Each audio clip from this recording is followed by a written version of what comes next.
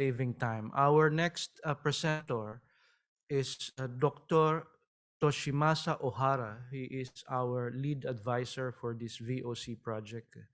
He is the research director at the Center for Environmental Science in Saitama, and has been working on this topic with the National Institute for Environmental Studies as well for quite some time.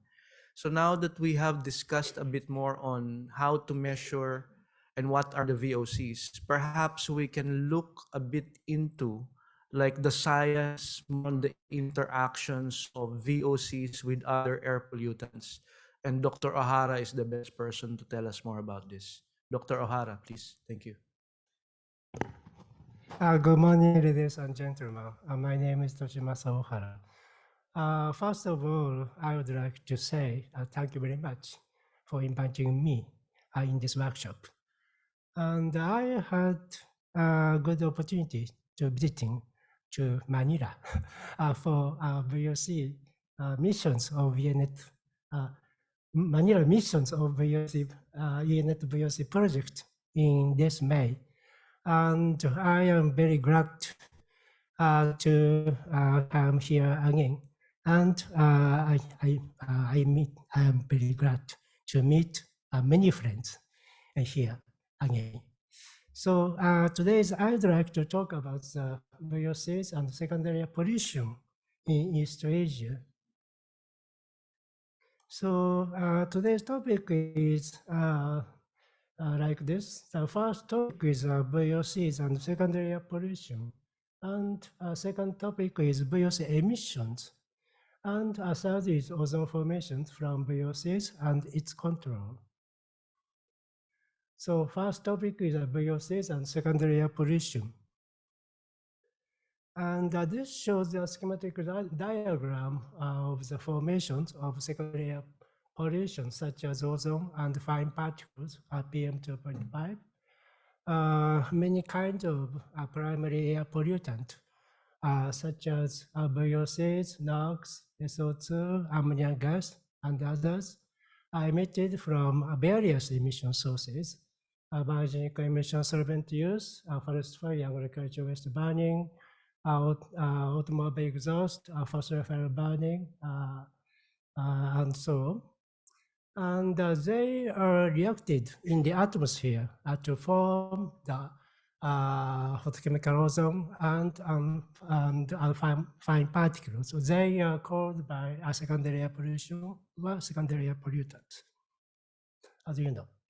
So the chemical reactions that result in the formations of ozone and PM2.5, in this case, secondary organic aerosols, SOA, from VOCs is described simply like this. Ozone is formed through reactions between VOCs and NOx, and one component of PM2.5, secondary organic aerosols, SOA, is formed through reactions of VOCs with ozone and radical and others. And this schematic diagram shows ozone formation mechanism. NOx and VOC emitted various emission sources photochemically reactions in the atmosphere, leading the ozone formations through the very complicated chain reaction mechanism, including many kinds of radicals, such as OH radicals, peroxide radicals, and others. This global map shows the present-day ozone from 2010 to 2018 average for 4 MDA8 from non-urban sites from Fleming et al. 1918.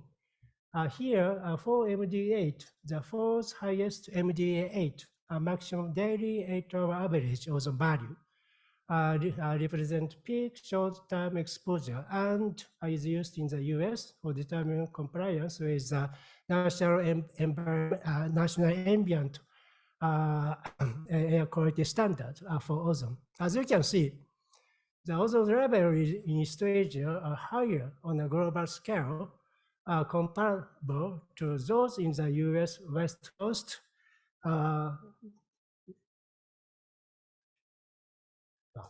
and Central Europe. And this is the organic aerosols, OA. This slide shows the organic aerosols, OA formation. OA is one of the major compounds of fine particles, PM2.5. OA comprises a primary OA, POA, and a secondary OA, SOA. So, but are composed of thousands of organic compounds, and their sources and the formation pathway were not well identified so far. And this shows a global map of PM2.5 chemical compositions for global megacities from 2016.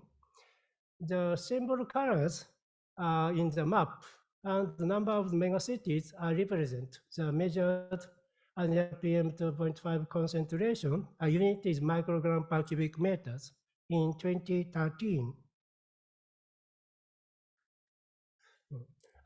For example, in Tokyo, left upper pie chart, in Tokyo, annual mean of PM2.5 concentrations is 15.5 microgram per cubic meter.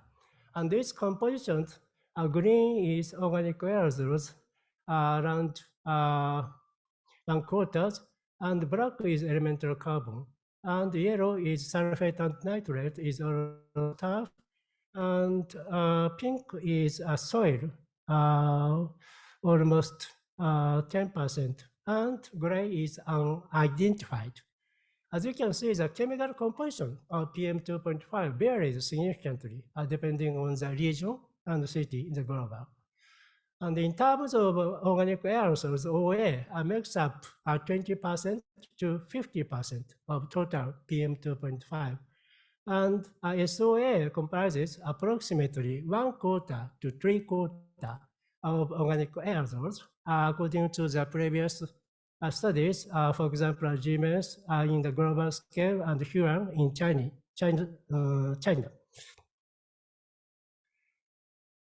And the second topic is VOC emissions.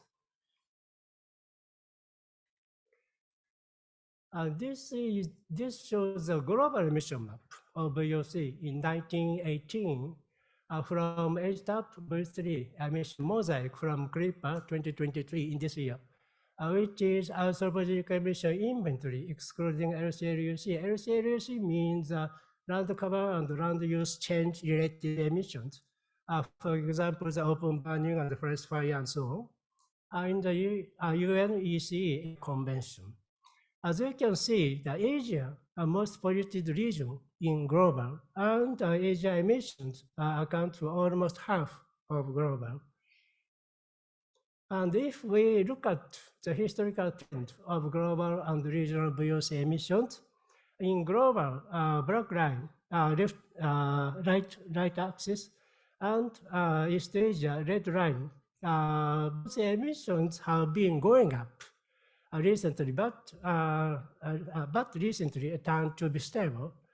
And in Europe, light blue, and North America, deep blue, VOC emissions have been keeping down since the early 1990s. By contrast, in South Asia, green, as well as Southeast Asia, yellow, VOC emissions have been still going up like this. And next, if we look at the temporal variations of emissions in Asia during 1950 to 2020, data source is our inventory list, regional emission inventories in Asia, version 3.2.1 updated. Reflecting mainly the change of Chinese emissions, SOC emissions have peaked in 2005. NOx emissions have peaked in 2011.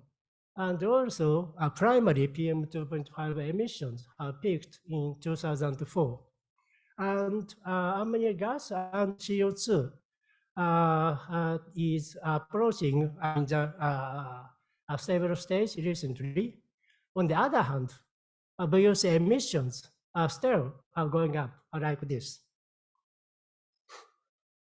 And how about Philippine case?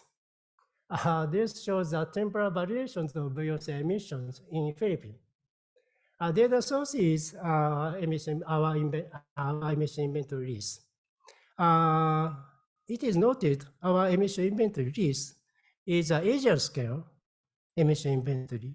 So country-specific information such as emission factors and activity data such as energy consumption and steel production and so on are not reflected in this emission inventory. So our inventories has a higher uncertainties in the emission in each country. However, anyway, the total emissions have been increasing, but have started decreasing around 2002 and have been rapidly increasing again since around 2010.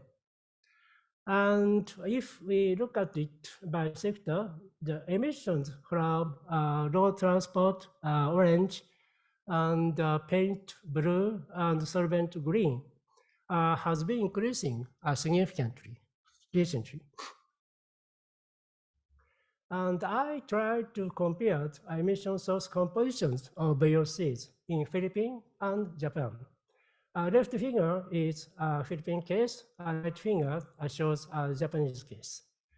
It's clear sector compositions of emission sources differ significantly in both countries. In Philippine case, combustion, road transport, paint, major emission sources. On the other hand, in Japan case, solvent, paint, extraction process, combustion, excluding road transport, major emission source. In Japan, many emission sources are balanced. And so the differences between two countries suggest the chemical compositions of VOCs in the air may differ significantly. So it is very important to monitor the VOCs compounds in the air. And I would like to show you the Japanese case as a good example of effect of emission control. This shows the historical emissions in Japan during 1950 to 2020. As you can see, every pollutant has a single peak. PM2.5 emissions is earlier, and then SO2, NOx, and VOC. The peak year depends on the balance of emission control implementations and the changes of activities related to emissions. In Japan, the total SO2 control for stationary sources and total NOx control for stationary sources and evaporative VOC regulations are the triggers of emission reductions in each pollutant like this. And in terms of evaporative VOC emissions in Japan, MOEJ, Ministry of Environmental Japan, has set the goal to achieve a 30 reduction from the year 2000 by 2010, and it successfully achieved 44% reduction like this. And in Japan, VOC emission control can be effectively carried out using the best mix method. Best mix means involving law regulations and voluntary-based initiatives in the industrial sector. This is success story, as I know. And the final topic is ozone formation from VOCs and its control. I would like to highlight two critical points for ozone controlling. First point is VOC's reactivity. This figure shows the ozone formation mechanism mentioned before. And in this cycle, the VOCs react with OH radical and to form a RO2 radical. This reaction is a trigger of chain reaction of whole of ozone formation. So important point is reactivities with OH radical varies significantly depending on the VOC component. So this means ozone formation potential of VOCs varies significantly depending on the VOC component. And this shows the VOC's concentrations measured using automatic GC mass in Tokyo in annual average at 14 Japan Standard Time on weekdays. Left finger shows the VOC concentrations, right finger shows the VOC reactivities, VOCR. Here, the VOCR is defined by reaction rate constant between a VOC component and OH radical multiplied by the VOC's concentration. If we look at the alkene blue and BVOC, biogenic VOC green, their concentration is lowered in left finger, but in right figures, their VOCR are higher. So this means alkene and VOC has a higher ozone formation potential. On the other hand, if we look at the alkane orange, their concentrations are higher in left finger, but their VOCR are lower in right finger. So alkane has a lower ozone formation potential. Okay, sorry. So I would like to I'd like to say the second point, important point, is NOx limited and VOC limited photochemical regime in ozone formation. This figure is very popular graph, ozone isopress map. X-axis is VOC emissions, and Y-axis is NOx emissions.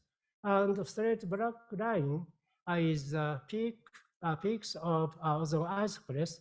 In this line, NOx VOC ratio is defined as A.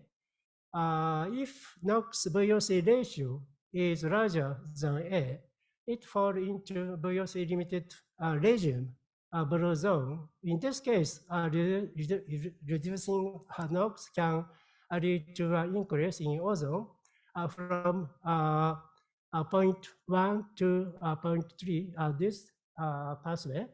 But reducing VOCs is effective in reducing ozone from 0.1 to 0.2, this pathway. On the other hand, if NOx VOC ratio is lower than A, it falls into NOx limited regime, the green zone. In this case, reducing VOCs doesn't lead to a decrease in ozone, 0.4 to from 0.4 to 0.6 this path. And but reducing NOx is effective in reducing ozone from 0.4 to 0.5 vertical path. So this means it is necessary to implement ozone control measures based on the NOx VOC ratio. This is a very important point for ozone controlling. And finally, I'd like to show you the Japan's estimated emissions and their changes caused by emission control and variation in activities and effect of ozone reductions. And NOx and VOC emissions in Japan have been decreasing like this. So the critical question is, which had a greater impact on the reduction in emissions? Emission control or variation in activities? So Chatterjee et al. In these years tried to answer to these questions. These figures shows the VOCs reductions for vehicle emission sources and fugitive VOC emission sources. And the effect of emission control, blue and green, and effect of variation in activities, red bar, are separated in these studies. And if you can see the effective of emission control, blue and green bar is significant like this. So due to reduction of NOx and VOC emissions, actually the ambient concentration of NOx and VOC have been decreasing in the long period like this. In this figure, NMHC is non-methane hydrocarbon is similar to a total VOC. And also the 98 percentile values of MDA8 of summer ozone has been decreasing since the mid-2000s. So critical question is how much have emission reduction contributed to the decrease in ozone? So Chatterjee et al. Tried to answer again using a chemical transport model. This shows the 99 percentile values of MD8 of surface ozone. Right figures shows with emission reduction since 2000. And left finger shows without emission reduction. So comparing these results, we can get the answers. So as a result, the impact of emission reduction in major sources is around 25%, and which is in good agreement with the observed change. And the impact of emission reduction of fugitive VOC emissions is 5% to 15%. So this means the contributions of emission reduction in fugitive VOC is 20 to 60 of total impact. And this is final slide, a summary. VOCs are most important chemical compounds of secondary pollutant, such as ozone and PM2.5. So let's collaborate on the research in the EANET VOC project to gain a better understanding of VOCs, assess their impact, and develop emission reduction strategy. This is most important. Today is my message. Thank you for attention. Thank you.